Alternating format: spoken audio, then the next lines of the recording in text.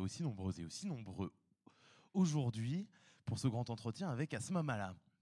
Alors, ça vous arrive peut-être à vous aussi d'ouvrir votre téléphone, la dernière notification, d'allumer votre radio ou votre télévision, d'écouter un ami de longue date et d'être étonné des propos qu'il vous tient, et puis de sentir cette impression diffuse mais croissante, angoissante et tenace d'un monde qui bascule. Ça vous arrive peut-être à vous aussi de ne plus reconnaître le monde comme il va, de ne plus saisir les soubassements profonds qui nous meuvent, nous irritent, nous hystérisent ou nous terrifient. Tout va si vite à l'époque du flux continu des chaînes d'information, des tweets, des réseaux sociaux, des coups d'éclat, des coups de gueule, des coups de poing, des coups de feu. Tout va si vite qu'il est d'intérêt général de s'arrêter un instant pour tenter de mieux cerner ce futur dans lequel nous vivons déjà, sans même nous en rendre vraiment compte. À ce titre, ce nouveau livre d'Asma Mala, Cyberpunk, publié au Seuil, est d'intérêt général. À ce titre, Asma Mala, politologue, essayiste, autrice d'un premier livre très remarqué, Technopolitique, en 2024, mérite qu'on lui donne de l'attention. L'attention, la forme la plus rare et la plus pure de la générosité, disait la philosophe Simone Weil. L'attention peut être une denrée encore plus rare aujourd'hui qu'hier. À ce titre donc, pendant 1h15, avec Asma Mala et quelques autres auteurs qu'on va rencontrer, entre deux grésillements trumpiens, le FRIG nous propose de prendre un peu de recul et de hauteur, histoire d'offrir à nos cerveaux autre chose que les bruits de notre réel cyberpunk. Alors d'abord, Asma Mala, ma première question, c'est est-ce que effectivement c'est un livre qui a été écrit contre ce flux permanent qui nous empêche d'aller à l'essentiel, au systémique? Ah, bonjour, ça marche? Oui. Ça marche. Bonjour à tous, bonjour à toutes. Bonjour Paul. Merci beaucoup de l'invitation. Je suis ravie d'être parmi vous aujourd'hui. Et on a une chance incroyable, qui est une chance d'ordre climatique, ce qui permet donc de remplir la salle, je crois. Ça, je suis très très contente qu'on soit si nombreux aujourd'hui. Pour répondre merci pour la présentation si positive du bouquin. Et pour répondre à la question, est-ce que j'ai écrit contre le bruit? Oui, et j'ai d'abord écrit contre moi-même. Parce que, et à plusieurs titres d'ailleurs, j'ai écrit contre le bruit auquel moi-même je m'étais mise à participer, soit en allant dans les médias quand je n'avais pas grand-chose à dire. En fait, ça, je ne l'ai pas fait, mais il y a toujours, vous savez, cette tentation quand vous faites un plateau, 2 plateaux, 3 plateaux, puis on finit par vous appeler tout le temps. Et moi, je n'avais pas grand-chose à dire en janvier dernier sur ces questions-là. Donc, il fallait s'arrêter, stopper, partir, mettre du silence, mettre de la distance. Et ça, c'est quelque chose qui n'est pas toujours facile parce que euh, parfois, quand vous êtes pris dans un système, vous finissez par croire à tort que vous êtes peut-être important. Or, vraiment, on ne l'est pas important. Donc, j'ai écrit contre ça, j'ai écrit contre le bruit ambiant, contre en fait, plus que le bruit, plus que le vacarme, c'est en fait des stratégies de saturation cognitive dont on était l'objet et la victime, venant des États-Unis, mais qui sont des techniques qui sont très connues, sur lesquelles on pourrait revenir. D'ailleurs, des techniques de guerre cognitive, de saturation attentionnelle, de matraquage d'informations, de contenu outrancier. Et c'est déjà Georges Mossé qui le disait déjà quand il décrivait la Seconde Guerre mondiale. Vous savez, à force d'outrance, à force de bruit permanent, vous abaissez le seuil, vous banalisez les imaginaires et la violence. Et en fait, c'est exactement ce qu'on a vécu à partir de janvier 2025, quand Trump va reprendre la Maison-Blanche. Et j'ai enfin écrit contre nous collectivement, parce que le 13 juillet 2024, rappelez-vous, je ne sais pas si vous vous souvenez, mais c'est la tentative d'assassinat contre Donald Trump. Vous savez, quand il va avoir l'oreille éraflée et que ça va devenir toute une liturgie, en fait.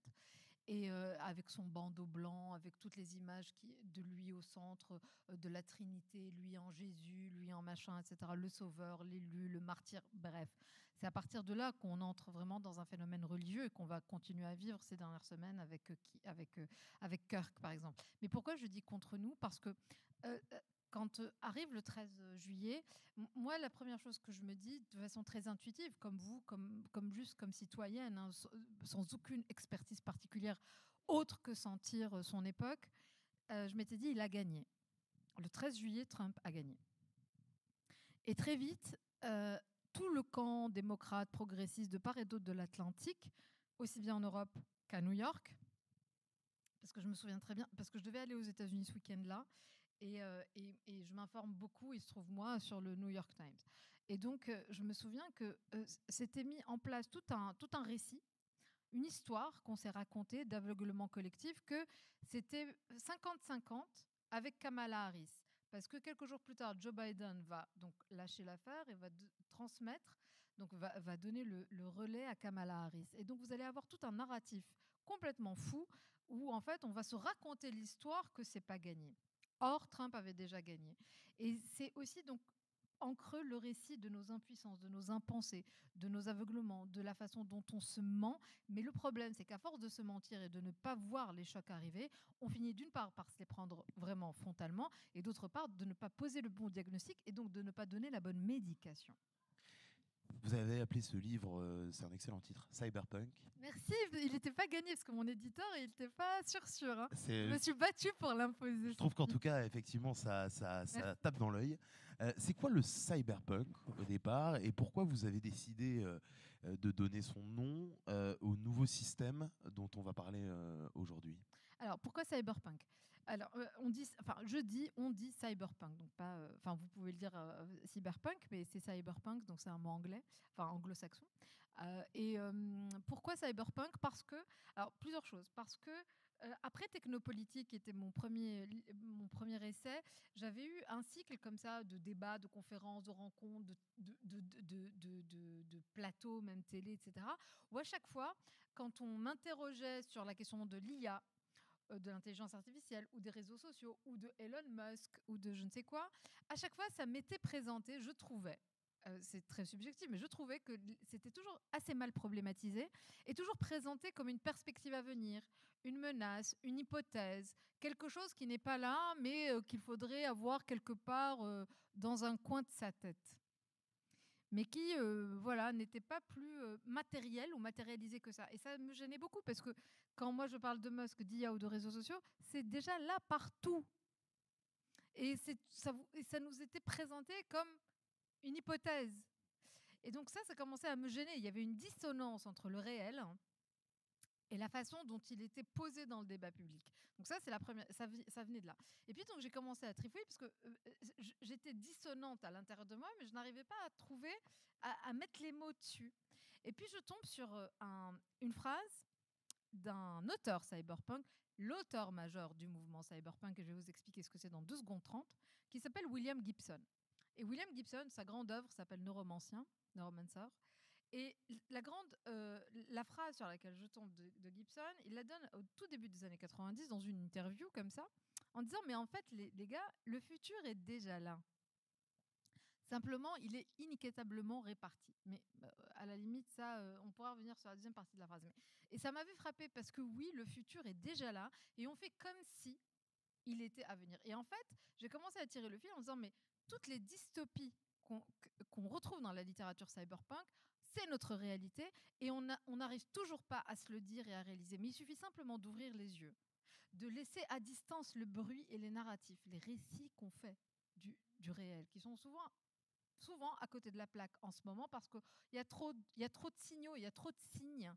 Et donc, si on met ça un peu de côté, oui, le futur est déjà là et oui, la dystopie est notre réalité. Le cyberpunk, c'est un mouvement qui est un sous-genre de la science-fiction qui va naître à partir des années 70, à la fin des années 70, et qui va faire une rupture d'ailleurs de style et de forme avec l'ASF classique, parce qu'elle part, et ça c'est un autre auteur cyberpunk qui va le théoriser comme ça, elle part du réel.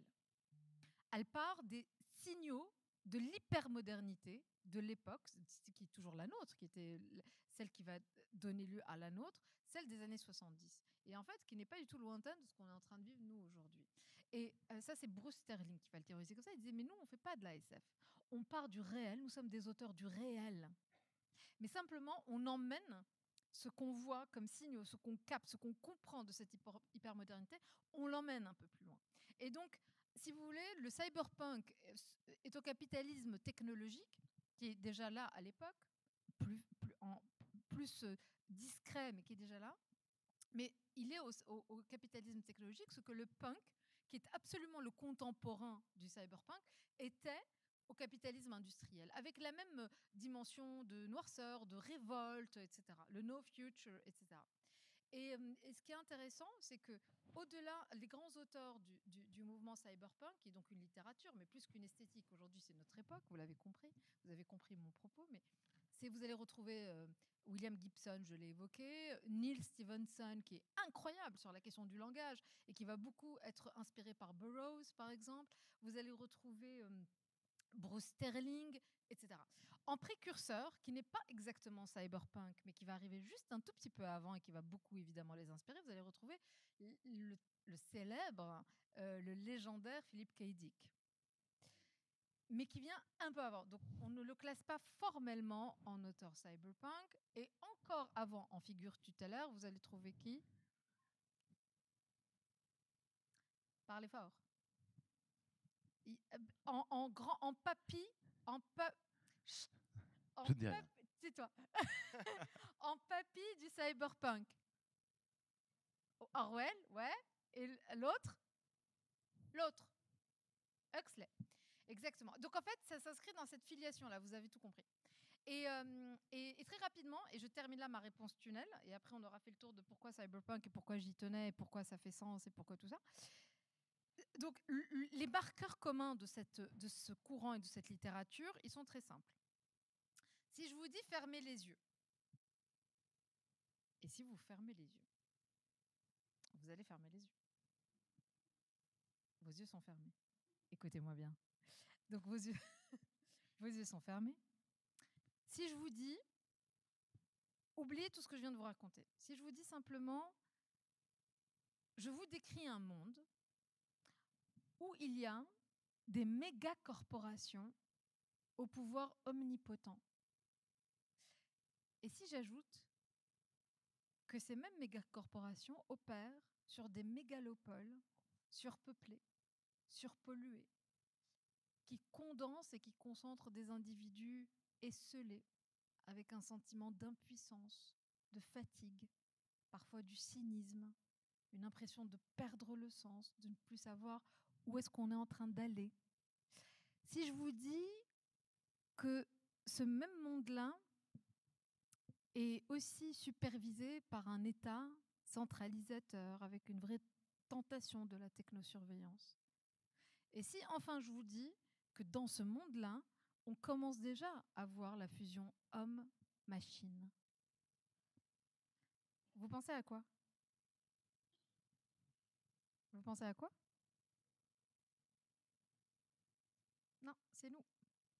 C'est facile de dire la Chine ou c'est un film, c'est nous. C'est déjà notre... Oui, mais c'est nous. Ce que je veux... Parce que ça, c'est les marqueurs de tous les romans, en fait, cyberpunk. Et donc, quand je vous dis le futur est déjà là, quand je reprends la phrase de Gibson, le futur est déjà là, avec ces 5 marqueurs-là, vous fermez les yeux et je vous dis ça, et en fait, c'est déjà pile ce qu'on est en train de vivre. Vous êtes totalement greffés à vos téléphones et à vos IA génératives et à vos apps, tous, tout le monde, tout le temps. Et en fait, on tourne en boucle sur les 5 mêmes applications qui sont des portails vers l'intérieur, qui n'ouvrent vers rien du tout. Les méga corporations sont là, c'est les tech giants, c'est les big tech, c'est Elon Musk, c'est Mark Zuckerberg, c'est Apple, c'est Alphabet, c'est Palantir, c'est tous ces gars-là qui ne sont plus des boîtes, qui sont aujourd'hui des unités politiques et géopolitiques en tant que telles.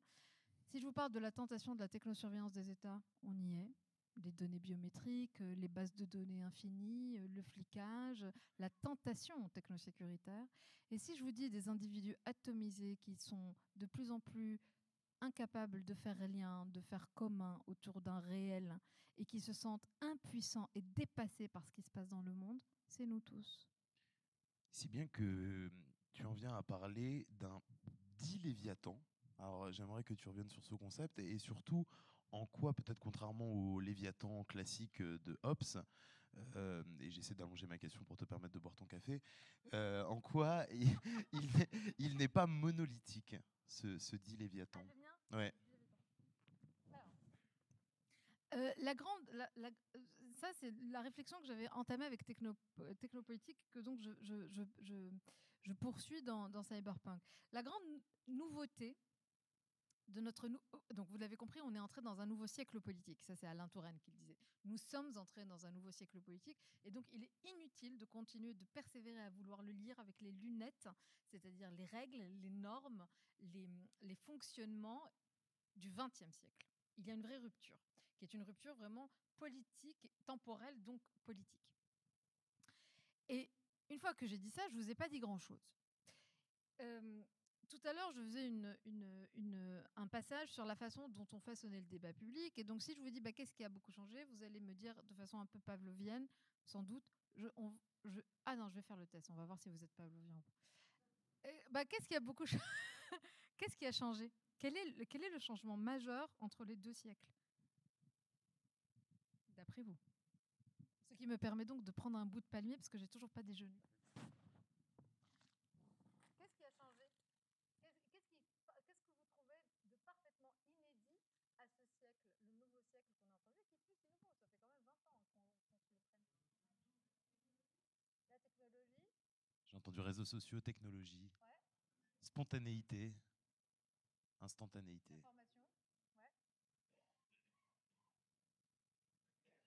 La guerre.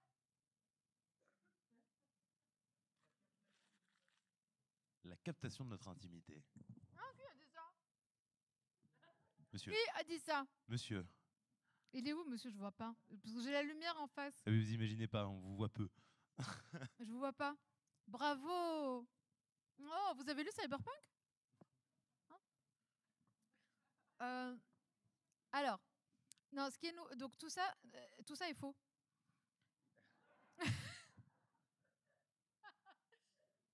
mais c'est pas arbitraire. Moi, je vous adore, mais je peux vous faire la démonstration de pourquoi c'est faux. La technologie, on en a toujours eu. Nous avons toujours eu des technologies. Donc la technologie, elle est là, le micro. Je peux pas hurler plus que ça. Je pense qu'il faut parler vraiment. Il est là, le micro. Il est là. Doucement. Ne me brutalisez pas. On va y aller. Et s'il le faut, je répéterai. Donc, la technologie, non. La technologie, nous en avons toujours eu. La technologie est un mot générique qui ne veut rien dire. Donc, d'ailleurs, c'est assez marrant parce que j'ai beaucoup travaillé sur les questions de technologie de la guerre. Quelqu'un l'a dit. Et à un moment donné, vous aviez des chercheurs américains qui avaient développé le concept de hyperwar, hyperguerre, en disant qu'en fait, nous avons en fait peut-être déjà d'ailleurs assisté à une révolution dans les affaires militaires. Vous savez ce que c'est, les révolutions? Elles arrivent une fois par siècle. Et en fait, dès que vous avez une rupture technologique majeure, elle est tellement disruptive, elle est tellement de rupture qu'elle transforme en fait toute la chaîne de commandement, la façon d'appréhender le fait militaire, la façon de faire la guerre, etc. Bon. Mais vous comprenez bien que donc ce n'est pas du tout spécifique ni à l'intelligence artificielle, ni à rien du tout, puisque la révolution dans les affaires militaires d'avant, c'était la Première Guerre mondiale, hein, quand on avait le truc à canon, etc. Donc, en fait, la question technologique, c'est-à-dire l'accompagnement de l'humain par des artefacts ou des artifices ou des outils, ça a toujours été le cas. Donc, c'est pas ça qui est parfaitement inédit pour notre époque. Et je sais que c'est contre-intuitif parce que c'est beaucoup plus facile. Ce serait beaucoup plus facile pour moi de venir vous dire ouais, l'IA, elle change tout. Alors, qu'est-ce qui est inédit? Et c'est pas les réseaux sociaux non plus, parce que les réseaux sociaux industrialisent la désinformation aujourd'hui tels qu'ils sont architecturés et designés. Mais en fait, on pourrait aussi faire le parallèle qu'à la fin du 19e siècle, avec la presse, nous avions aussi d'autres façons, etc. Bon. Donc en fait, la question du parallèle historique, elle est très intéressante. Donc, mais je pars du principe que ce n'est toujours pas ça. Ce que moi je trouve, mais on peut le discuter, vous pourriez d'ailleurs être en désaccord avec moi, mais moi ce que je trouve parfaitement inédit dans notre siècle à nous, c'est son architecture politique. C'est-à-dire qu'on vient, nous, du XXe siècle, et vous comprenez bien que les époques s'engendrent les unes les autres. Enfin, cette histoire de rupture, de trucs soudains, ça c'est pareil, c'est des récits. La vérité, c'est que ce sont des continuités, et puis il faut avoir le sens du temps long en histoire. Et donc, ce qui est parfaitement inédit, c'est l'architecture politique. Aujourd'hui, on a une créature politique nouvelle, je le crois, c'est en tout cas tout le sens de mon travail, c'est ce que je pose, qui est en fait à deux têtes. C'est un léviathan, c'est vraiment le Léviathan tel que Hobbes l'envisageait, c'est-à-dire que lui venait d'un constat que c'était la guerre de tous contre tous, d'ailleurs qu'il avait fondamentalement traumatisé le pauvre Thomas, et donc il va construire sa théorie du Léviathan en disant mais en fait pour assurer un peu de sécurité et de paix civile, on va renier à une forme de liberté maximale qui générait tant de violence. Ça devrait vous rappeler tout ce que racontent Musk et Trump, hein. La notion de la liberté maximale, confondue d'ailleurs avec le concept de licence, pas liberté pervertie.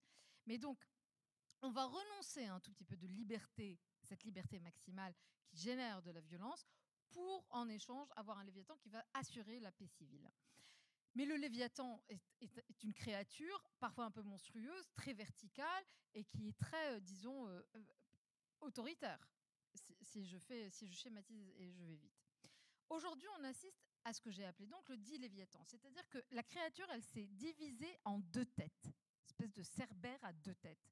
Vous avez toujours un État, l'État, la souveraineté publique, elle est toujours là, mais elle est aujourd'hui partagée, ou elle partage ses prérogatives avec les méga-corporations technologiques. Et donc vous avez Big un dit State, Léviathan, Big Tech. Big Tech, Big State, vous avez un Léviathan à deux têtes, et c'est une créature parfaitement, je crois, inédite, parce qu'elle gouverne entre elles, avec des alliances, des coopérations, mais aussi parfois des intérêts très divergents. La dispute entre Musk et Trump au printemps est très intéressante parce que, en fait, elle confirme ce que je suis en train de vous dire. Même en se disputant, même après leur dispute, SpaceX, qui est la boîte de Elon Musk qui aujourd'hui sous-traite ou surtraite auprès de la NASA, n'a pas perdu $1. Elle est un goulot d'étranglement stratégique pour l'État américain. Elle est sa projection de puissance, elle est son extension de puissance. Et même s'ils se disputent, même s'ils ne sont pas d'accord, même s'ils dînent ensemble, ça n'a aucune espèce d'importance. Ça, c'est le bruit. Ça, c'est l'anecdote. Ce qui est en train de se construire, c'est une nouvelle architecture du pouvoir avec ces deux têtes. Ce qui est incroyable, c'est que vous expliquez que la mise en œuvre de système est née d'une alliance improbable entre trois mondes.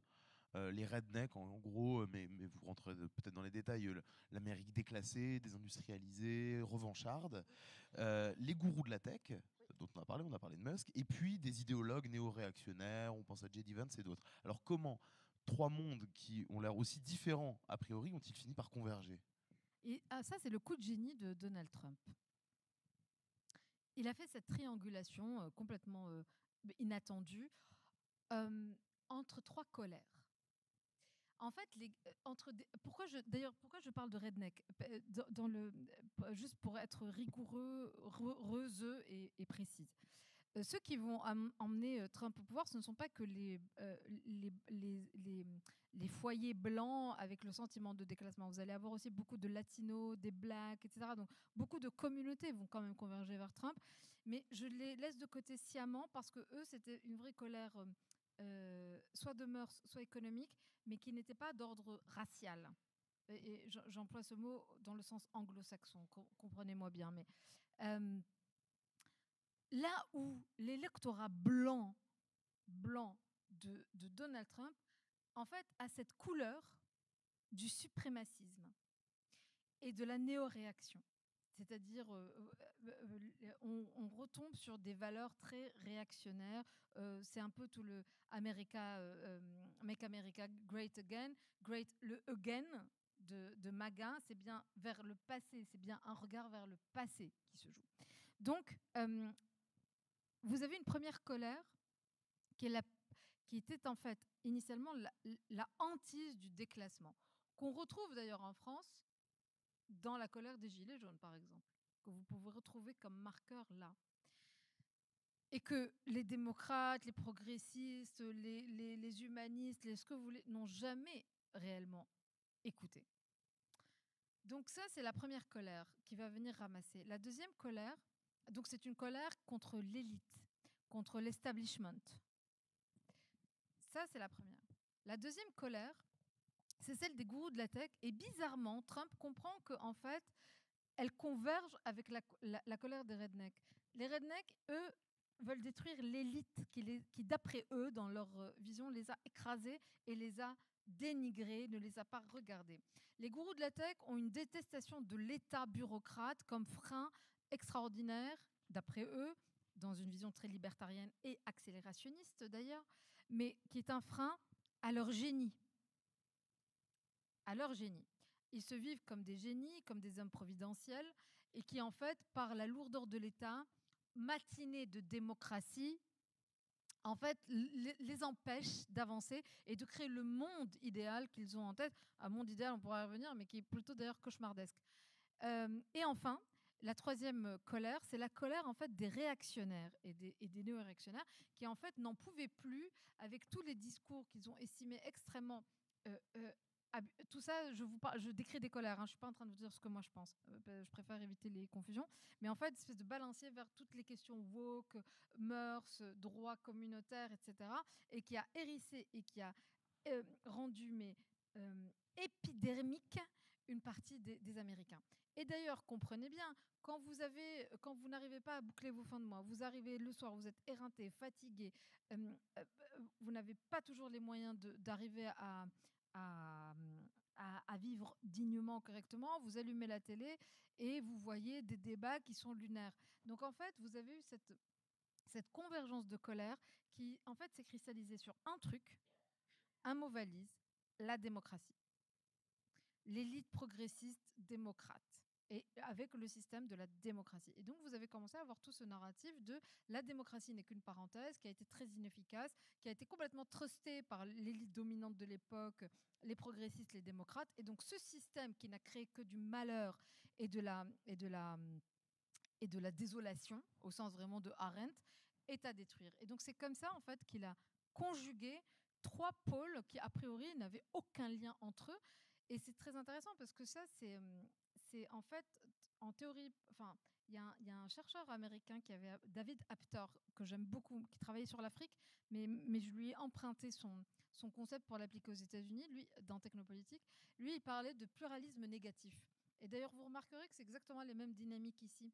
C'est très intéressant parce que ce qui se passe aux États-Unis nous donne des proxys, nous donne des façons de comprendre ce qui se passe là.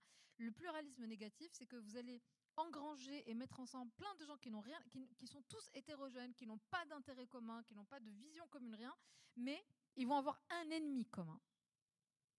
Et c'est ça, en fait, la force de Trump, c'est qu'il crée un ennemi commun, et c'est à partir de là qu'on va avoir toute la rhétorique de l'ennemi intérieur, qui est très dangereuse. Et il le crée aux États-Unis, cette immense démocratie libérale qui est un symbole justement de démocratie et de libéralisme depuis des décennies. Je me suis replongé dans un livre avec lequel je vous avais dit on va faire des rencontres dans cette heure ensemble.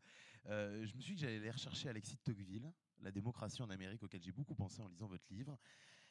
À la toute fin, il y a un dernier chapitre de Tocqueville, on est en 1835, hein, et il se demande, Alexis, quelle espèce de despotisme les nations démocratiques ont à craindre. Et je voulais simplement vous lire une petite page. J'avais remarqué durant mon séjour aux États-Unis qu'un État social démocratique semblable à celui des Américains pourrait offrir des facilités singulières à l'établissement du despotisme. Je pense donc que l'espèce d'oppression dont les peuples démocratiques sont menacés ne ressemblera à rien de ce qu'il a précédé dans le monde. Nos contemporains ne sauraient en trouver l'image dans leurs souvenirs. Je cherche en vain moi-même une expression qui reproduise exactement l'idée que je m'en forme et la referme. Les anciens mots de despotisme et de tyrannie ne conviennent point. La chose est nouvelle, il faut donc tâcher de la définir puisque je ne peux la nommer. Et il essaie quand même de la décrire rapidement. Après avoir pris ainsi tour à tour dans ses puissantes mains chaque individu et l'avoir pétri à sa guise, le souverain étend ses bras sur la société tout entière. Il en couvre la surface d'un réseau de petites règles compliquées, minutieuses et uniformes, à travers lesquelles les esprits les plus originaux et les âmes les plus vigoureuses ne sauraient se faire jour pour dépasser la foule. Il ne brise pas les volontés, mais il les amollit, les plie, les dirige. Il force rarement d'agir, mais il s'oppose sans cesse à ce qu'on agisse. Il ne détruit point, il empêche de naître. Il ne tyrannise point, il gêne, il comprime, il énerve, il éteint, il hébète. Et il réduit enfin chaque nation à n'être plus qu'un troupeau d'animaux limpides et industrieux dont le gouvernement est le berger. Et il termine comme ceci. La suggestion dans les petites affaires se manifeste tous les jours et se fait sentir indistinctement à tous les citoyens. Elle ne les désespère point, mais elle les contrarie sans cesse, et elle les porte à renoncer à l'usage de leur volonté. Elle éteint peu à peu leur esprit et énerve leur âme, tandis que l'obéissance, qui n'est due que dans un petit nombre de circonstances très graves, mais très rares, ne montre la servitude que de loin en loin. En vain chargerez-vous ces mêmes citoyens que vous avez rendus si dépendants du pouvoir central de choisir de temps en temps les représentants de ce pouvoir. Cet usage si important mais si court et si rare de leur libre arbitre n'empêchera pas qu'ils se perdent peu à peu la faculté de penser, de sentir et d'agir par eux-mêmes, et qu'ils ne tombent ainsi graduellement en dessous du niveau de l'humanité. On est en 1835. C'est quand même un texte extraordinaire, Prémonitoire. prémonitoire, Prémonitoire. et je me suis demandé si ce que vous décrivez, ça m'a apporté plusieurs questions. Déjà, est-ce que ça vous fait pas penser ces petites choses qui gênent, ces petites interactions qui gênent, à ces notifications, à ce flux permanent, à ces grésillements, à ces coups d'éclat de Trump tous les jours, on ouvre, il y a des choses qui se produisent. On a l'impression qu'il a aussi lu Tocqueville. Et puis la deuxième chose, est-ce que vous, à mon avis non, mais peut-être autour de lui, certains l'ont lu. Et est-ce que finalement, ce que vous décrivez, c'est pas la maladie de la démocratie? Alors, deux grandes questions. Je vais essayer d'être brève, comme ça on a le temps de. Donc le texte est incroyable, évidemment, prémonitoire. Enfin, il avait senti. D'ailleurs, c'est un peu Platon. Vous savez que Platon, quand il fait son sa roue là des différents régimes et comment justement la démocratie finit aussi par se pourrir. Oui, donc bien sûr que tous les systèmes, quand ils arrivent un peu à bout de souffle, quand on les a trop maltraités. euh, finissent par être pervertis. Et ça, c'est Foucault, parce que je crois que il y a aussi Foucault quelque part. Mais c'est Ouais, Foucault j'ai qui. amené surveiller et punir. Alors, c'est pas dans Surveiller et punir, c'est la préface, pardon, que Foucault va écrire dans la version anglo-saxonne de l'Anti-Oedipe. Donc De l'Anti-Oedipe Deleuze et de Deleuze et Guattari. Guattari. Donc œuvre très très difficile. Enfin, je vous recommande pas de la lire comme ça, mais majeure, un peu absconce, mais très importante, et qui d'ailleurs énerve beaucoup Cyberpunk. Mais dans la préface de Foucault, il explique quelque chose de très important sur le fascisme, ce qui est le gros mot. Il dit en fait que le système que nous avons construit, qui n'est pas le système de notre maladie n'est pas la maladie de la démocratie. C'est la maladie en fait, de ce que moi je vais appeler le métacapitalisme. Le capitalisme, mais comme système idéologique, pas comme système économique. Comme système idéologique encapsulant et qui en fait absorbe tout en permanence. L'anti-Oedipe va développer l'idée que tout est flux, y compris les corps. Tout, y compris les désirs. Donc la French Theory, les années 70-80, d'ailleurs concomitant un tout petit peu avec Cyberpunk, enfin, avec le mouvement. Il s'est passé beaucoup de choses dans cette époque-là, si on y prend garde et si on y prête attention. Donc dans l'anti-Oedipe, on va développer l'idée que tout est flux et que en fait nous sommes des méga machines désirantes et que tout est entrant, intrant, sortant et qu'à l'intérieur on change et que tout ça est permis par ce que eux c'était une vraie critique du capitalisme à l'époque, mais aussi une nouvelle forme, disons, de psychanalyse, etc. Bon, mais ça je laisse ça de côté parce que c'est un peu plus complexe. Et donc dans la préface de ce même livre qui parle de corps et de désir comme flux, comme humain, comme machine désirante. Machine. Il ne parle pas de être, il ne parle pas de sujet, il parle de machine. Donc il y a une machinerie. Donc il y a des paramètres. Foucault dira, en fait, la modernité que nous avons construite est fasciste par nature. Parce qu'en fait, elle est extrêmement brutale, violente, parce qu'elle est dans ce sentiment de la désolation permanente et qu'à la moindre crise du capitalisme, de ce métacapitalisme comme système, vous allez avoir une résurgence du fascisme.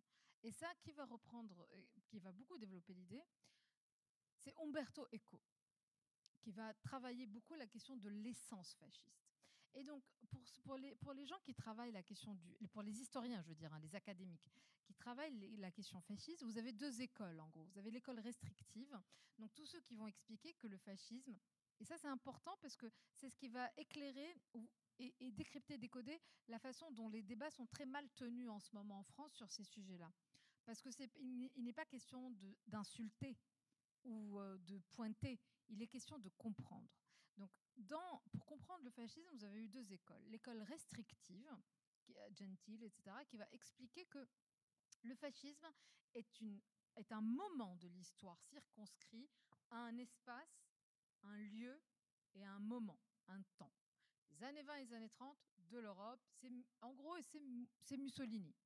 Et, parce que Hitler, ça va être encore autre chose, et il va être classifié ensuite plus, en tout cas dans moi, ce que je garde, là où moi je m'inscris comme filiation intellectuelle, plus dans le totalitarisme de Arendt. Il va démarrer en fascisme, mais il va dériver. Donc le fascisme, pour eux, c'est années 20, années 30, Europe. Ça, c'est l'école restrictive qui n'est pas mon école. Ça ne veut pas dire que c'est bien ou c'est mal. Ça veut dire que moi, dans mon travail, je ne m'inscris pas là.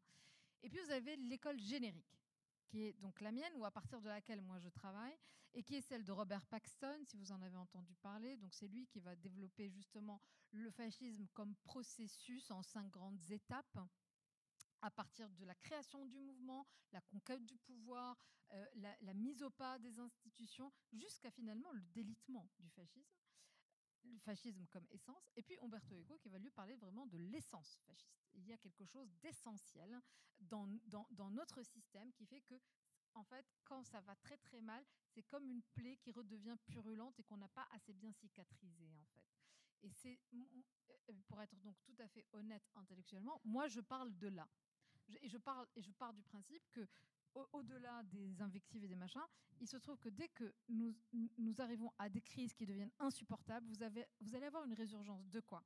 Du discours souverainiste, du bouc émissaire, de la rhétorique de l'ennemi intérieur, de l'ennemi à abattre, un retour aux valeurs. Et vous allez retrouver aussi la question du progrès technologique, du virilisme, etc.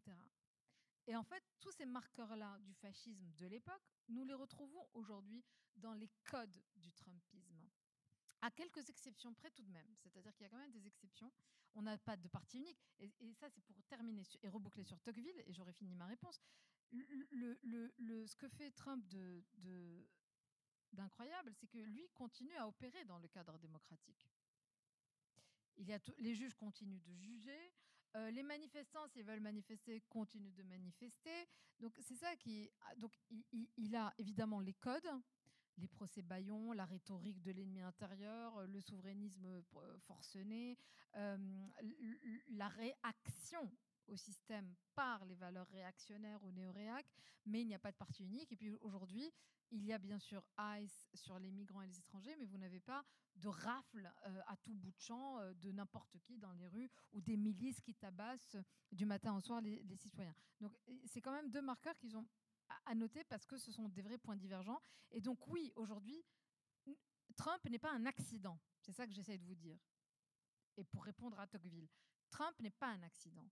Trump est le symptôme d'un système que nous n'avons plus contrôlé et qui est en multicrise. Et moi, je le pose historiquement à partir de 2008, parce que vous allez avoir la crise des subprimes qui va être un premier choc aux États-Unis et en fait un peu partout.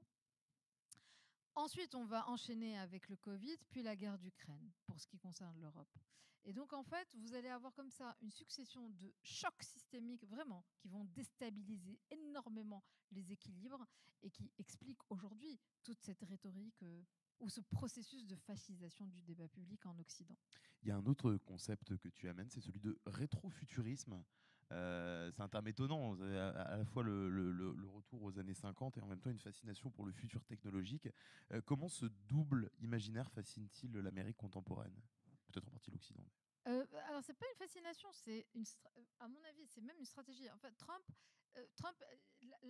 Trump va gagner d'abord sur la fameuse triangulation dont on a déjà parlé. Donc ça, il va en fait sur cette sorte de pluralisme négatif. Il va donc cristalliser des colères qui n'ont rien à voir les unes avec les autres. Il va les projeter contre l'ennemi commun, abattre la démocratie, développer un nouveau système. Ça, c'est la première chose. Mais ça, c'est la technique. Ça, c'est la modalité. Et il va ajouter à ça le récit. Et c'est là où c'est très intéressant aussi. Trump, si on l'analyse de loin, c'est un cas d'école passionnant. Le récit, c'est quoi? Vous vous rappelez mon Léviathan à deux têtes? Big Tech, Big State.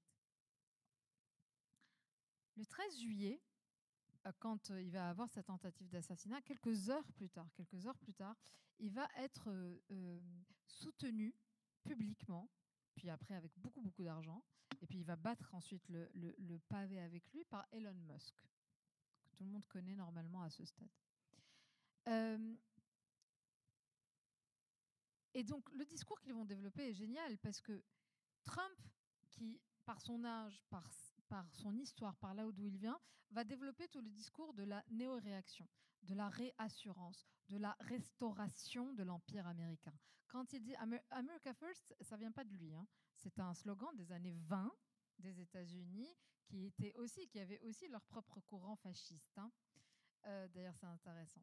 C'est toujours très marrant de voir en France, oui, les fanats de Trump, c'est pas un facho.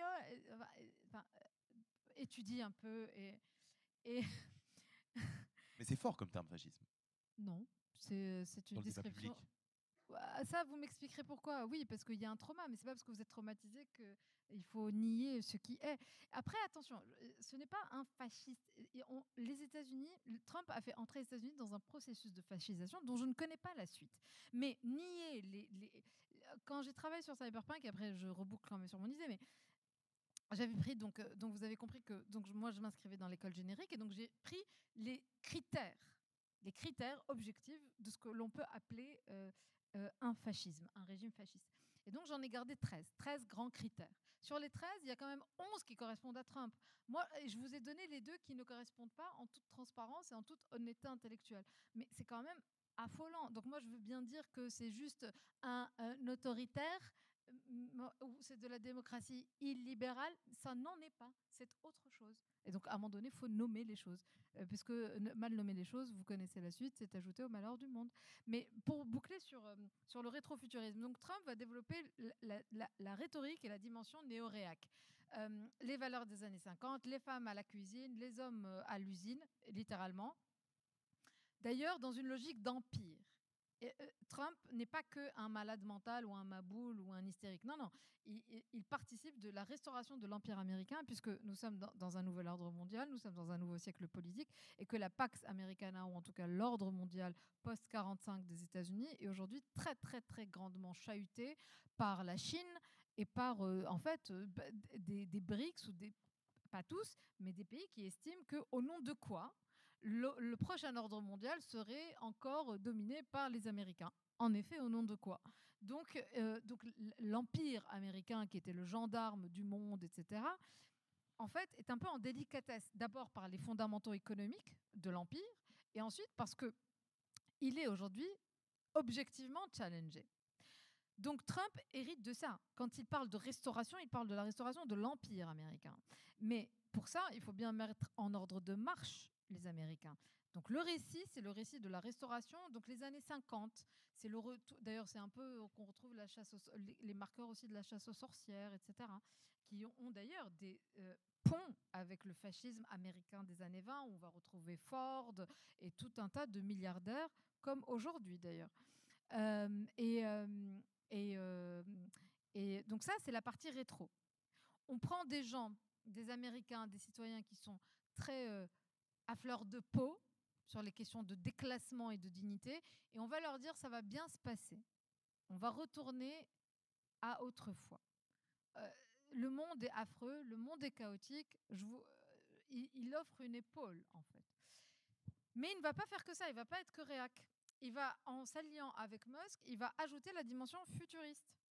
Faire des États-Unis la première puissance technologique, emmener l'homme sur Mars et non pas sur la Lune. Et d'ailleurs, c'est un discours que Trump va avoir calqué sur celui de Kennedy, We go to the moon, en pleine guerre froide en 61. Il va faire un discours au moment de sa campagne sur nous allons sur Mars. Donc en fait, vous avez toujours besoin d'avoir un récit qui projette votre nation. Et donc le récit qui rassure, c'est néo-réac, années 50, valeurs traditionnalistes, on répare tous les excès et on revient à ce que vous aviez connu, ce que vos parents... C'était mieux avant. Donc ça, c'est Trump. Et Musk, avec lui, va projeter les implants, l'IA, la technologie, la conquête galactique, les prochaines frontières, etc.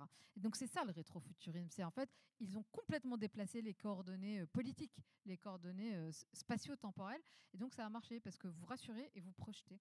Ce que donc en face, on n'a pas vraiment réussi à faire. Le ministère de la Vérité était une gigantesque construction pyramidale de béton d'un blanc éclatant. Elle étageait ses terrasses jusqu'à 300 mètres de hauteur.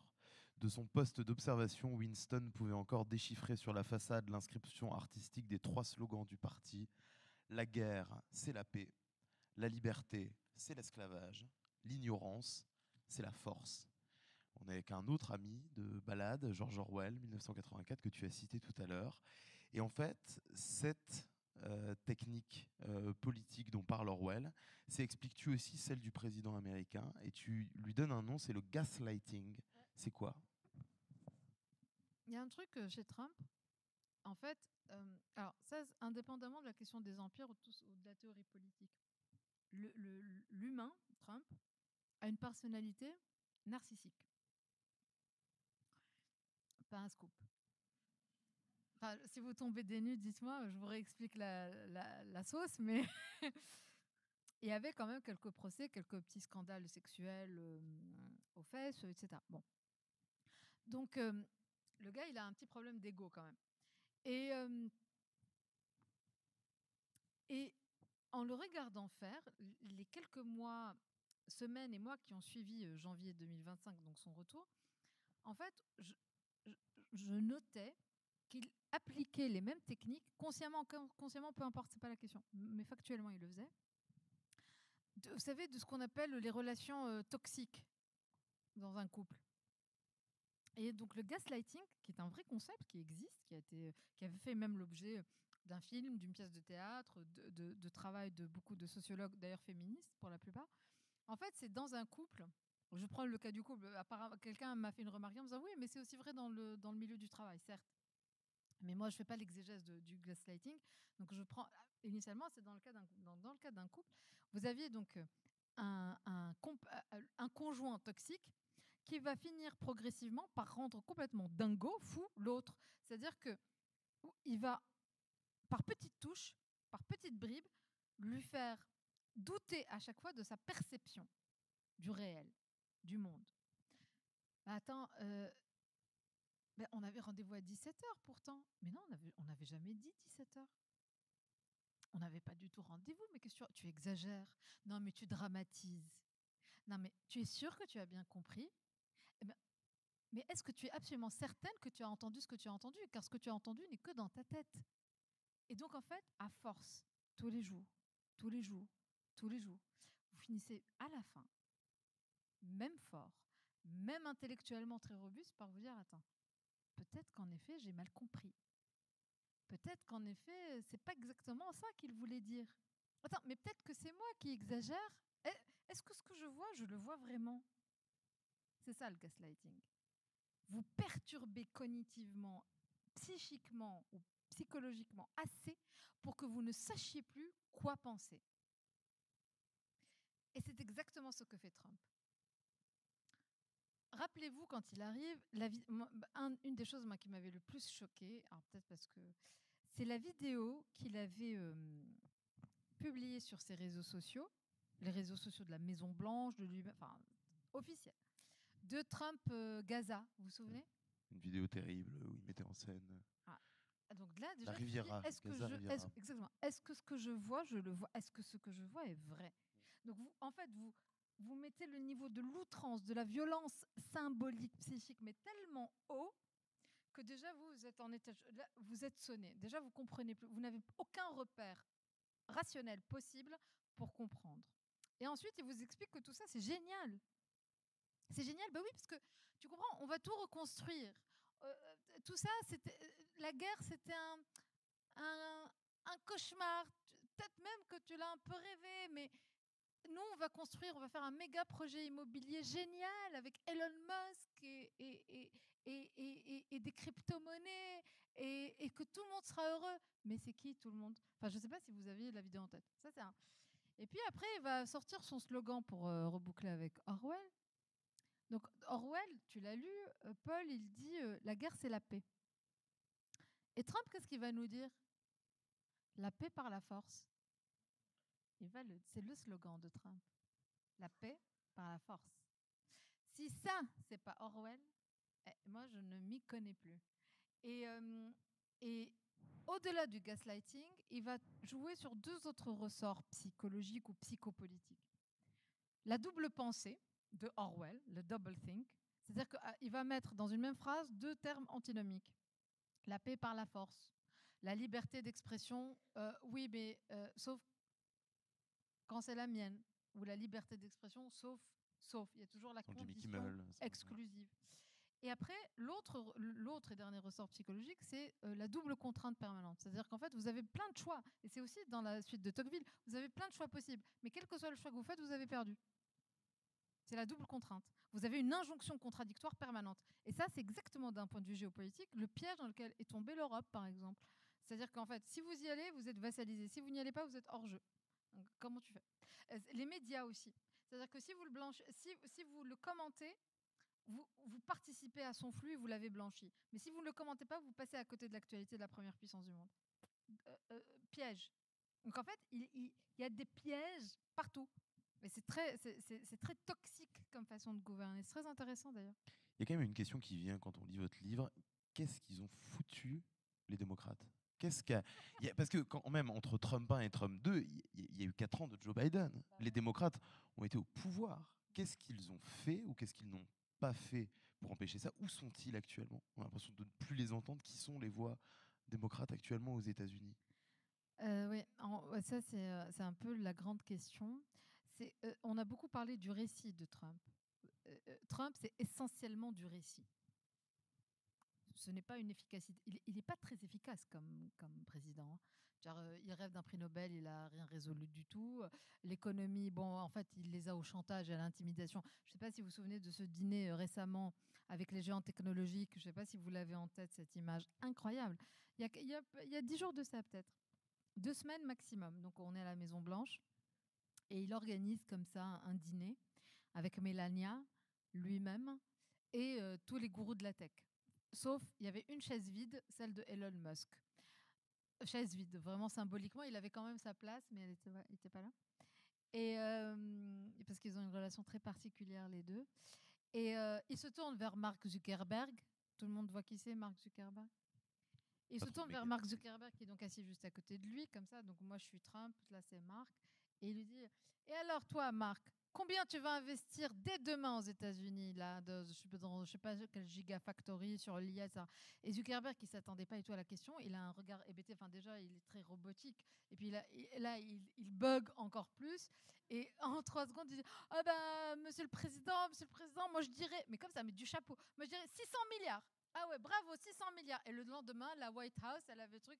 Mark Zuckerberg va investir 600 milliards aux États-Unis. Ce n'est que de l'impro, de l'intimidation et de la domination. C'est des jeux d'humiliation-domination en permanence. Zuckerberg n'avait pas d'autre choix que d'annoncer un chiffre, mais par hasard. La scène avec Zelensky est parlante aussi.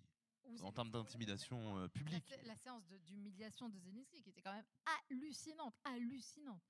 Et qui participe de ce gaslight et de cette personnalité très narcissique. Et d'ailleurs, de comment il se couche, en revanche, ou comment il est tout mielleux avec Anchorage, avec Poutine, ou voilà. Donc ça vous donne quand même une vision du gars. Et pourquoi je parlais de Zuckerberg? Parler de ce qu'ont fait les démocrates, qu'a fait Joe Biden. Donc Trump, c'est essentiellement du récit plus que de l'efficacité. Donc ça veut dire aussi en creux, si on voit les choses d'un point de vue très positif, puisqu'il faut toujours garder de l'espoir, c'est qu'un récit, ça se déconstruit. Ce qu'on est en train de faire aujourd'hui, ce que fait mon livre, moi tout mon travail, c'est d'essayer de déconstruire les récits pour justement qu'on voit, qu'on arrive à identifier où sont nos marges de manœuvre. Le problème, c'est qu'en face, en effet, nous n'avons qu'un contre-récit. Donc les démocrates qui ont été au pouvoir, Biden, etc., ont fait en fait de la politique à la papa, c'est-à-dire celle du 20e. Peu ou prou. Alors, il y avait déjà l'obsession de la Chine. Hein, donc, et ça n'a pas commencé avec Biden, ça a commencé avec Obama. Et ça, c'est Hillary Clinton qui, en 2011-2012, va développer la doctrine du pivot. C'est-à-dire que les États-Unis vont pivoter en termes stratégiques vers l'Indo-Pacifique, en laissant donc tomber l'Afrique, Europe, Moyen-Orient, qui n'est plus du tout leur priorité à partir de ce moment-là, parce qu'ils comprennent bien que tout va se jouer sur les enjeux de la mer de Chine, etc. Donc ça, c'est donc bien avant Donald Trump numéro 1, quoi, et bien avant Biden. Le problème de Biden, mais comme ici d'ailleurs les démocrates ou les progressistes, c'est qu'ils n'ont pas le contre-discours, ils n'ont pas de récit. Ils n'en ont pas. Et donc, en fait, d'ailleurs, c'est intéressant parce que donc, je ne peux que le constater. Pourquoi? J'en sais rien. Enfin, si, je sais très bien pourquoi, parce qu'ils ne travaillent pas. C'est juste une question de travail. Quand vous regardez la séquence française, pourquoi aller loin aux États-Unis? Regardez la séquence de la rentrée ici en France, la séquence qu'on a vécue là. Donc, on revient tous de vacances fin août, début septembre, et on ne va parler que de quoi? Hein? Mais en boucle, hein, non-stop. C'est-à-dire que même moi, à un moment donné, je pensais que vraiment Cyberpunk, il allait passer vraiment sous le radar. Il n'y avait plus de place.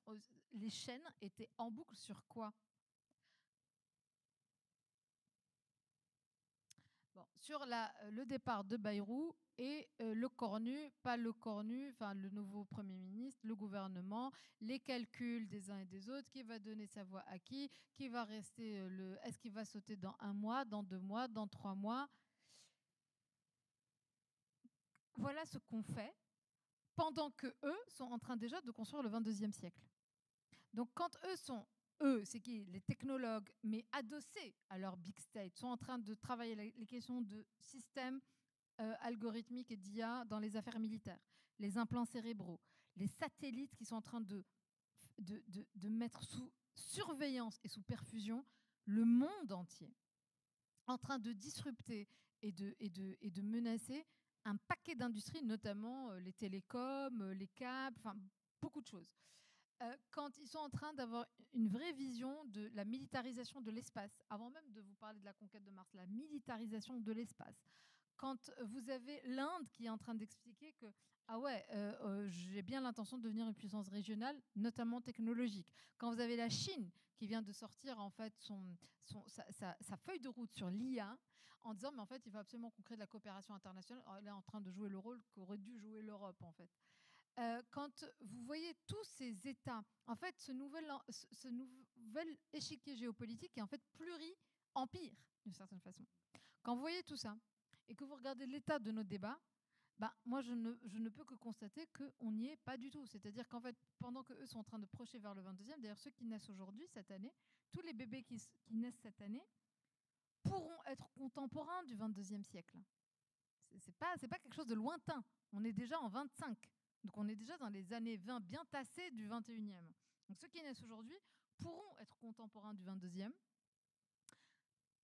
Les puissances que je viens de vous décrire sont en train de préparer le futur.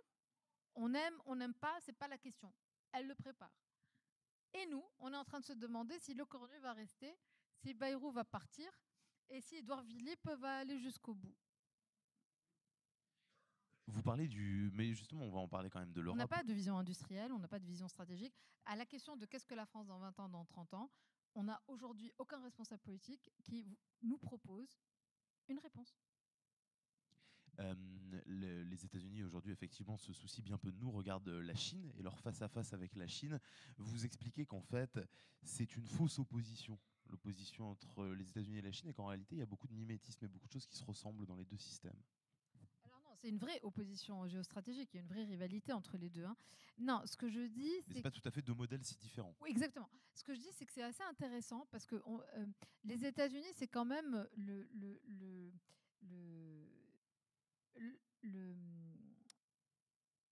aidez-moi, mais le défendeur, Oui. le pays qui... Le promoteur. Le promoteur, exactement. C'est très immobilier en plus. Exactement, exactement. Ça va très bien. Le promoteur, le trader de la liberté politique, le monde libre, voilà. Les États-Unis, c'est le monde libre. C'est comme ça qu'ils se présentent. C'est ce qu'ils ont été d'ailleurs, historiquement. Sauf que l'histoire a évolué depuis. Et donc ce monde libre-là, ce qu'on peut aussi appeler Occident, aujourd'hui, il est complètement soluble dans les États-Unis. Donc ça a pour effet un processus de vassalisation de l'Europe, puisque nous avons renoncé à tenir un vrai rapport de force. rapport de force qui, de toute façon, objectivement, aurait été difficile à tenir, puisque sur la table des transactions, quand lui dit je vais vous mettre ci, je vais vous faire ça, quand il sort ses menaces, globalement, nous, on signe les accords commerciaux qu'il nous tend. Hein. Enfin, on ne s'est pas beaucoup préoccupé. Enfin, il y a une doctrine qu'on n'a pas du tout mis à jour en Europe. On n'a pas compris qu'il comprenait le rapport de force et qu'il ne pouvait comprendre que par le rapport de force. Et donc, on passe notre temps à se coucher. Le jour où on ne se couchera plus, on aura peut-être une chance d'avoir enfin une nouvelle vision. Une vision donc alternative. La fameuse troisième voie. Mais pour l'instant, on n'y est pas. Et donc ça, c'est l'Occident soluble dans les États-Unis. Le problème, c'est que les États-Unis sont, je vous l'ai dit, en tout cas dans ma lecture à moi, sont dans une réparation de l'Empire, dans une restauration de l'Empire, à cause de la menace chinoise. Or, un empire, quand vous étudiez les empires, et surtout quand ils sont en déclin, c'est-à-dire qu'ils doivent absolument se retrouver des relais et se régénérer, sont très très antinomiques avec la démocratie. Pour une raison très simple, c'est que vous devez être en ordre de marche. Vous avez donc quelque chose qui est très vertical et qui doit, je vais le dire très vite, mais qui doit tabasser. Quoi. Il faut aller vite, il faut homogénéiser à fond, etc. Donc la question des valeurs néo-réactionnaires, tout ce que je vous ai expliqué en première partie d'entretien, est très juste. Mais vous pouvez aussi la lire par le prisme de l'Empire, où vous avez besoin de créer des classes homogènes, de travailleurs homogènes, pour restaurer la puissance. Donc la puissance économique, industrielle et donc militaire d'un empire qui commence à être un peu en déclin. Et là où je dis qu'il y a des point de convergence, c'est que nous avons un discours en Occident qui est très sur les libertés. Moi, je ne parle que depuis ce point de vue-là. Mon obsession, c'est celle de la liberté politique. Simplement, force est de constater qu'elles se réduisent quand même à peau de chagrin, et notamment aux États-Unis. Ça ne vous aura pas échappé. Et donc, quand vous avez un pays qui a cette tendance autoritaire, qui rentre dans un processus quand même qui est très très problématique, qui en fait ne cesse de parler de liberté, mais rappelez-vous le système de double pensée de Orwell qui est très trumpiste, où vous avez un système de double pensée, mais qu'à la fin, la liberté, c'est la sienne. Vous n'êtes libre que tant que vous êtes d'accord avec lui. Donc, c'est plus exactement ça la liberté. En tout cas, ce n'est plus exactement ça la démocratie. Et quand vous comparez ça à la Chine, vraiment juste sur ces critères-là, moi je trouve qu'il y a quand même, sur les enjeux de technosurveillance globalisée, le crédit social chinois, je ne sais pas si vous êtes au courant, mais Doge, qui est l'agence d'efficience gouvernementale qu'ils ont lancée avec Elon Musk en janvier 2025, à l'arrivée de Trump, mais ils ont siphonné toutes les données de sécurité sociale, de fiscalité, qui sont surtraitées aux boîtes de Elon Musk, de Peter Thiel, Palantir. Et donc, donc avec des systèmes de scoring, de score des citoyens. Donc moi, je veux bien dire que la Chine, c'est horrible, c'est affreux, et c'est vraiment pas génial si vous aimez bien la démocratie et la liberté. Mais enfin, les États-Unis, c'est pas ouf non plus. Et je reboucle avec une rencontre ce matin que j'avais la chance d'animer, où il y avait notamment le sinologue Eric Meyer qui a écrit une biographie de Xi Jinping, qui dit justement que selon lui, le crédit social, ce sera son principal legs à l'humanité, et qu'à la fin du siècle, ce sera absolument normal pour tout le monde d'avoir une note pour pouvoir obtenir un prêt, voter. Enfin, c'est déjà le cas. Mais même ici, regardez, pour demander un crédit. Vous savez, quand vous demandez un crédit, vous passez par des assurances. Vous savez bien que vous êtes noté sur des notes de vulnérabilité, de fragilité, sur si vous vous appelez Mohamed, c'est un peu plus compliqué. Nous sommes déjà scorés. Alors c'est encore discret et c'est encore un peu justifiable, encore que. Mais en effet, aujourd'hui, vous avez cette tentation de la technosurveillance, du panoptique de Foucault, d'une certaine façon, mais avec des outils technologiques qui sont tellement totaux, tellement invasifs, avec une capacité de captation de à peu près tout et de croiser les données, qu'en effet, vous avez une nouvelle théorie de l'État qui éclot, une espèce d'État total, alimenté par les géants technologiques, dont vous avez compris l'allégeance au pouvoir dominant. Donc en fait, eux, ils s'acoquinent avec n'importe quel pouvoir, peu importe, tant que le business continue. Et donc oui, ça devient très inquiétant. Et de ce point de vue-là, j'ai plus tendance à trouver que les États-Unis convergent vers la Chine qu'ils ne s'en distinguent. Avant on va laisser quelques minutes pour les questions du public après, mais quand même, on va essayer de parler d'une petite note d'espoir, puisque tu proposes quelques pages comme manuel de survie cognitive. C'est pas bien grand par rapport au reste du livre, peut-être ce serait la suite. Et tu proposes quelques exercices pour dompter notre topologie intérieure, alors sans être complet, sans tous les citer. Comment est-ce qu'on résiste? Qu'est-ce qu'on peut faire, nous, à notre échelle de citoyens, pour résister à ce nouveau système totalitaire? Alors, les solutions plus, disons, systémiques, elles étaient dans technopolitique. Souveraineté industrielle, qu'est-ce qu'on peut faire, enfin, donc j'allais pas faire la même chose à chaque fois. Non, là, déjà, c'est un livre qui n'est pas académique, donc je joue avec les codes. C'est-à-dire que je fais aussi des scénarios d'anticipation. Enfin, je me suis amusée. Moi, je me suis amusée à l'écrire, en tout cas. Et parce que Ça le rend parce très agréable à lire, plus voilà, qu'un parce que c'est livre pas qu'un purement essai. académique. Donc à la fin, je m'étais dit, c'était pas venu dans la continuité du texte, c'était venu comme réponse à toutes ces conférences que je faisais un peu partout. Et à la fin, donc comme aujourd'hui là tout de suite, donc voilà, je vous raconte mes trucs. Et après, j'avais toujours la question de quelqu'un dans le public en disant, c'est d'accord, mais moi je fais quoi? Et le moi je fais quoi à chaque fois, moi il me il me brisait en deux. Je me trouvais démunie, triste, parce que j'avais pas de réponse. Je n'avais pas de réponse parce que moi-même, je ne sais pas. Moi-même, pour moi-même, j'ai beau décrire ces systèmes-là, je suis au même titre que vous, je subis comme vous, je ressens comme vous, je me sens impuissante comme tout le monde, et donc je n'avais pas de réponse. Ma réponse donc à moi, c'était d'écrire ces livres pour nommer, pour décrypter. Donc ça, c'est déjà une première chose. C'est surtout de ne pas rester étranger à son monde. Habiter le monde, c'est déjà le comprendre, le maîtriser, faire en sorte qu'il ne nous échappe pas totalement. Ça, c'est important. Mais après, je vous dis, les gens attendaient de moi, en tout cas, quand on m'interpellait, des choses très simples de la vie quotidienne. Donc la première chose, je vais aller du plus théorique au plus, disons, pragmatique, mais le théorique, c'est vraiment, je vous disais, mais je le répète et je le répéterai toujours et je ne cesserai de le répéter, un récit se déconstruit. Ils ne sont pas forts. Nous sommes faibles. Et c'est pas la même chose. Tous ces gars-là sont richissimes et sont puissants parce que nous consentons à ça. On utilise leurs services, on achète leurs bagnoles, on se connecte à leurs satellites, on utilise leurs réseaux. Nous sommes leur richesse. Donc nous sommes aussi leur talon d'Achille. Après, attention, moi j'utilise les réseaux sociaux et j'ai aucune culpabilité à ça. La question, c'est de l'utiliser en conscience, de comprendre pourquoi je n'ai aucune culpabilité. Parce que, vous savez, tous les gens qui vous disent, oui, mais la servitude volontaire, t'y vas, donc c'est bien mérité. C'est bête. Parce qu'en fait, c'est ne pas avoir compris que c'était des infrastructures civilisationnelles. Ce sont des infras, ce ne sont pas des outils, ce ne sont pas simplement des apps. Si vous n'y êtes pas, vous êtes d'une façon ou d'une autre hors du monde. Donc le problème, c'est pas le service en lui-même. Le problème, c'est que vous avez des cinglés derrière qui façonnent une vision du monde. Et c'est ça qu'il faut comprendre et déconstruire et conscientiser. Ça, c'est la première chose. Et donc, pardon, mais c'est comme ça qu'on reprend aussi le pouvoir. La deuxième, après, c'est beaucoup de choses. C'est la question du temps long. C'est la question du réel comme poche de résistance. Euh, une des hypothèses, c'est de dire que si nous avons deux vies, aujourd'hui, nous avons tous deux existences. Nous avons tous deux existences.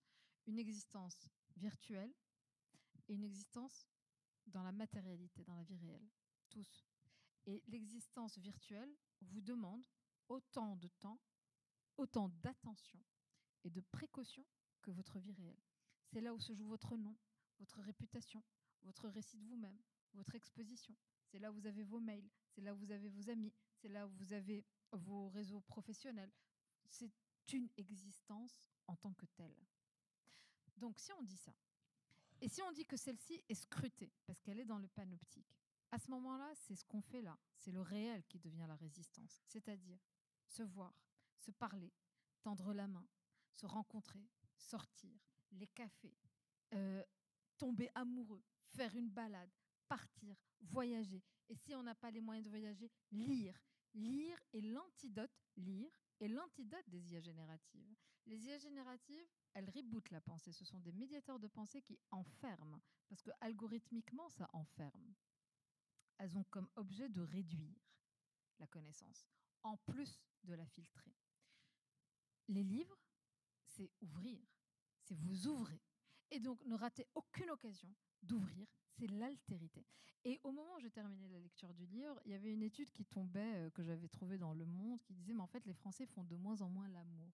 Et j'avais trouvé ça, par rapport à ce que j'étais en train d'écrire, très grave politiquement.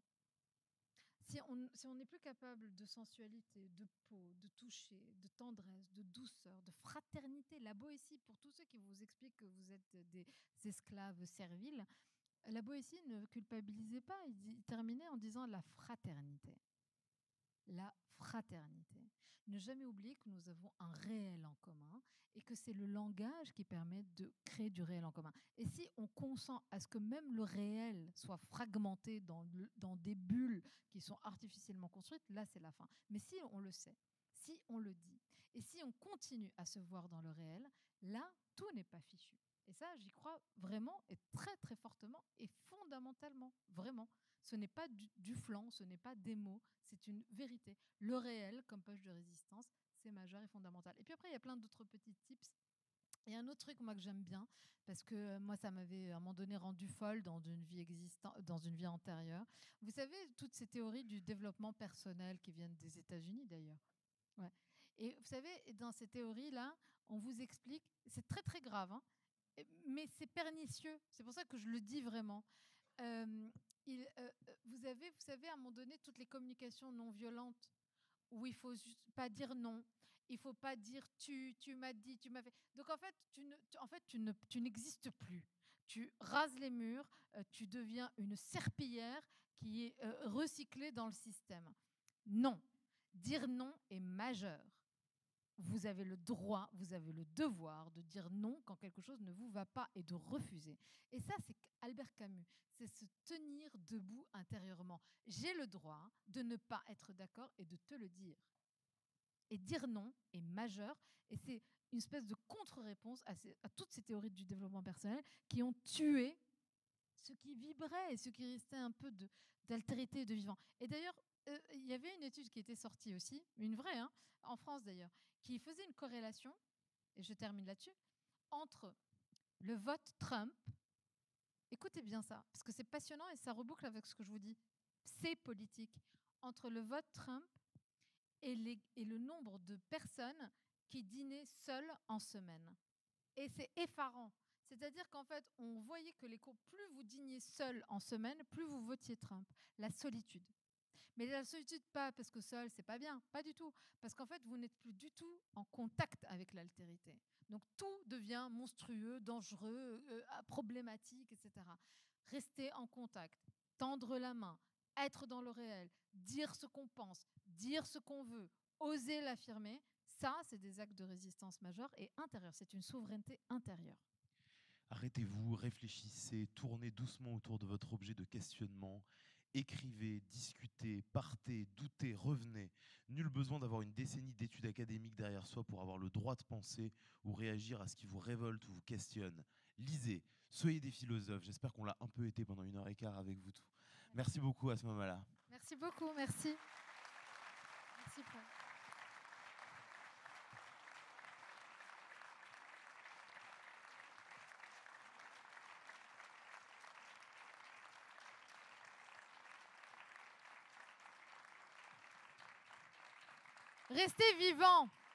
Restez vivant à l'intérieur, vibrant et curieux.